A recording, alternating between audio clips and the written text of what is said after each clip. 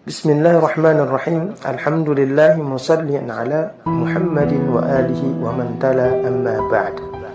Teman-teman sekalian yang dirahmati Allah Subhanahu wa taala, setelah kita mengetahui pengertian dan cakupan dalam ilmu tajwid, lalu bagaimana sejarah dari kemunculan ilmu tajwid itu sendiri dan bagaimana proses perkembangannya dari awal hingga akhir terbentuknya suatu ilmu yang dinamakan ilmu tajwid. Teman-teman yang dirahmati Allah Subhanahu wa taala, berbicara mengenai sejarah ilmu tajwid pada masa awal Islam berarti juga berbicara mengenai sejarah Al-Quran itu sendiri. Pada masa Nabi SAW maupun masa para sahabat, ilmu tajwid belum dibukukan dan menjadi satu disiplin keilmuan. Namun, praktek dari ilmu tajwid sudah ada semenjak ayat pertama dari Al-Quran turun kepada Nabi Muhammad SAW. Dengan dibacakan dan disimak oleh Jibril alaihissalam, Nabi membaca ayat-ayat Al-Quran sesuai dengan ilmu tajwid. Setelah menerima wahyu ayat Al-Quran, Nabi Muhammad SAW kemudian membacakannya kepada para sahabatnya. Para sahabat pun mendengarkan dengan seksama dan membacanya sesuai dengan ilmu tajwid, dengan disimak langsung oleh Nabi Muhammad SAW.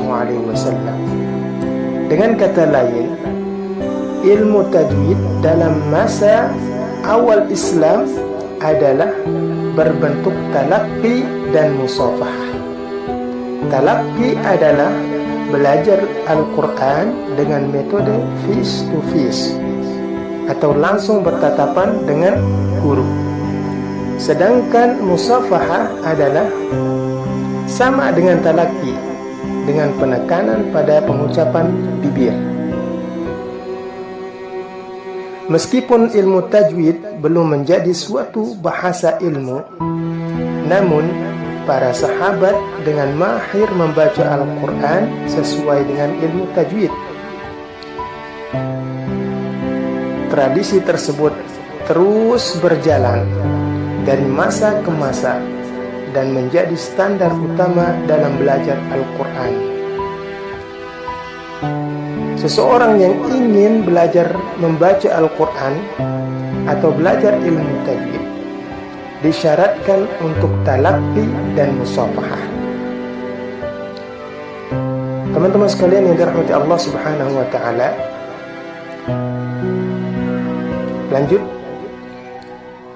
berlanjut pada kisah para sahabat. Pada masa atau pada zaman Khalifah Utsman bin Affan, beliau mengumpulkan semua mushaf dan membuat standar penulisan mushaf Al-Quran yang kini dikenal dengan ilmu Rasm Utsmani.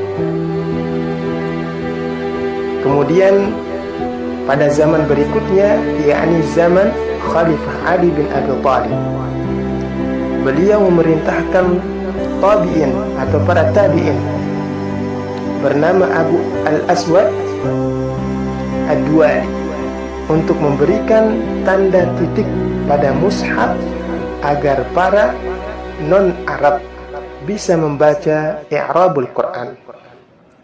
Abul Aswad Ad-Duali juga dikenal sebagai bapak dari ilmu i'rab Al-Quran atau ilmu nahwu. Selanjutnya, pada masa tabi'in dan tabi'ut tabi'in, benih dari ilmu tajwid mulai tumbuh. Dimulai dengan munculnya tanda pada harokat atau tanda harokat pada mushaf Al-Quran yang diprakarsai oleh Ahmad Khalil Al-Farahidi, yaitu sebagai ganti tanda titik Abul Aswad Ad-Duali.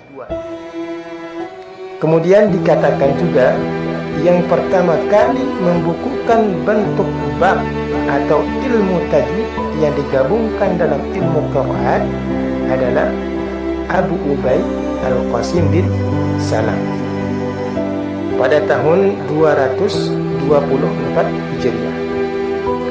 Ada juga yang mengatakan bahwa itu adalah Abu Umar Ad-Duri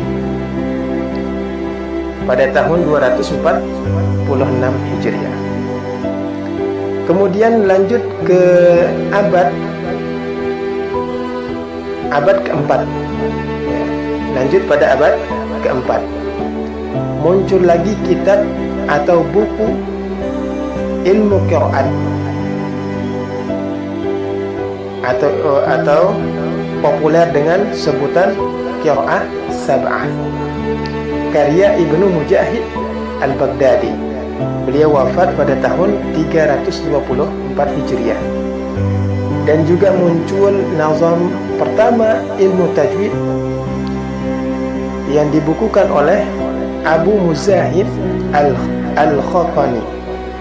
Beliau wafat pada tahun 325 Hijriah. Kemudian pada abad kelima juga muncul kitab bernama At-Taysir karya Abu Amr Ad-Dani. Beliau wafat pada tahun 442 Hijriah.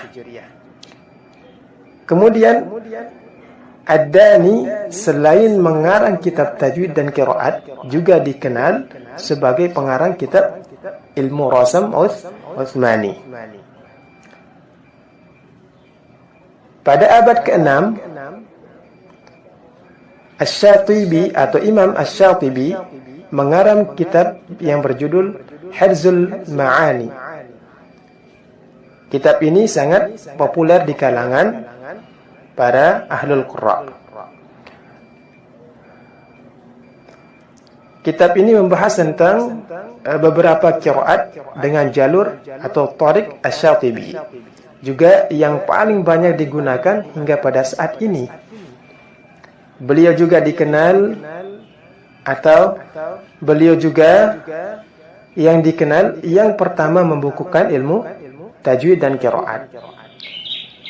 Beliau wafat pada tahun 590 Hijriah. Setelah itu, semakin banyak para ulama yang mengarang kitab-kitab tajwid dan qiraat. Di antara sekian banyak pengarang zaman berikutnya, yang paling terkenal adalah Imam Ibnul Jazari. Beliau lahir pada tahun 751 Hijriah di Damaskus.